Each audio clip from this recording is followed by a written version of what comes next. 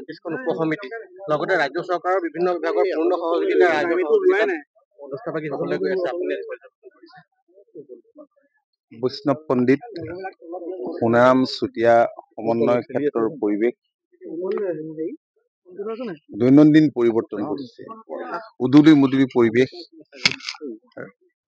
বাপ বান্ধৱসকলে দিনে নিশাই কাম কৰি আছে। ইয়াৰ বাপসকলে কৈছে যে ইতিমধ্যে বহুত বস্তু গোট খাইছে। উভৈ নদী এটা সম্পূৰ্ণ সুকীয়া পৰিৱেশ আজিৰ দিনত। মই আগতেও আহিছো ইয়ালৈ। কেইদিনমানৰ আগতে খা খবৰ লৈছো। উদযাপন সমিতিৰ সভাপতি সম্পাদককে ধৰি কৰ্মকৰ্তাসকলৰ লগত কথা বতৰা পাতিছো। আজিও আমাৰ উদযাপন সমিতিৰ কৰ্মকৰ্তাসকল আছে। এতিয়া নামঘৰত সেৱাত ধৰিলো। ভকতসকলৰ লগত প্ৰসাদো গ্ৰহণ কৰিলো। ৰাইজে যোৰহাটবাসী ৰাইজে মই দেখিছো যে ৰাজ্যখনৰ বিভিন্ন প্ৰান্তৰ পৰা আহিব লগা লক্ষ লক্ষ ভকত বৈষ্ণৱক আদৰিবলৈ ইতিমধ্যে সাজু হৈছে।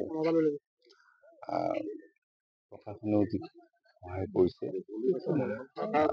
চৰকাৰ বিভিন্ন বিভাগে সহায় কৰিছে। মাননীয় মুখ্যমন্ত্ৰীয়ে ইতিমধ্যে নিৰ্দেশ দিছে সকলোকে যাতে সকলো ধৰণৰ সহায় সহযোগিতা সকলোৱে যাতে আগবঢ়ায়।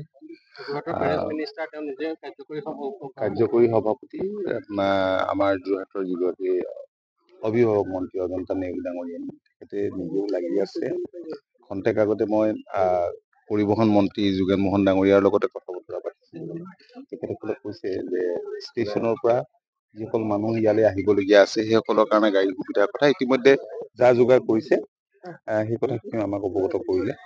খুব ভাল ধৰণে অনুষ্ঠিত হ'ব।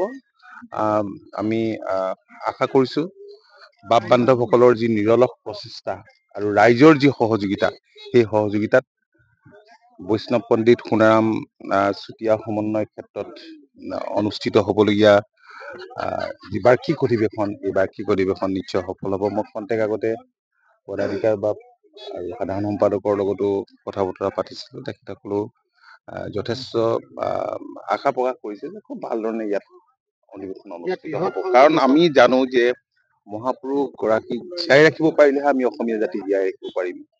যে মহাপুৰুষৰ আদৰ্শক বিশ্ব দৰবাৰলৈ লৈ যাবলৈ শ্ৰীমন্ত শংকৰ সংঘই যি নিৰলস প্ৰচেষ্টা অব্যাহত ৰাখিছে, তাৰ বাবেই আজি অসমৰ বিভিন্ন শ্ৰেণীৰ জনসাধাৰণ আকৰ্ষিত হৈছে। আৰু সেইকাৰণে লক্ষ লক্ষ ভক্ত বৈষ্ণৱৰ প্ৰতি অধিৱেশনতে উপস্থিত হয়। কমাৰগাঁৱত যিখন অধিৱেশন পাতিছিল সেইখনতো দেখিছো সকলো ঠাইত। সেইটোৱেই আটাইতকৈ হৈছে ডাঙৰ কথা। ৰাইজৰ ইয়াত আৱেগ আছে, শ্ৰদ্ধা আছে, সেৱা আছে, ভক্তি আছে।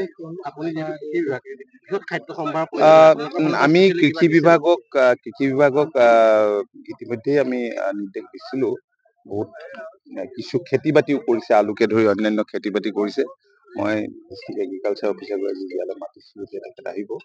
খা খবৰ লওঁ। বোকাখাততো কিছু তেনেধৰণৰ আমাৰ যিবিলাক এফপিচি আছে, যিবিলাকে খেতি বাতি কৰিছে, তেওঁলোককো মই কথাখিনি কৈছো। যিমান পাৰে সহায়, যিমান পৰা যায় সহায় কৰা। মাননীয় মুখ্যমন্ত্ৰীটো অহাৰে কথা। কাৰ্যসূচী 8 তাৰিখে তেখেতৰ নামে আছে। মই ভাবো যে সকলোৰে উপস্থিত হয়। 4টা দিন আছে, কোনোবা এটা দিনত নিশ্চিতভাৱে আহিবই। হয়তো ইয়াত বিচৰা তাৰিখত পূৰ্বে নিৰ্ধাৰিত ব্যস্ততাৰ বাবে হয়তো আহিব নোৱাৰিব পাৰে। মই ভাবো সকলোৱে আহিব। সকলোৰে ভক্তি আছে, শ্ৰদ্ধা নিশ্চয়।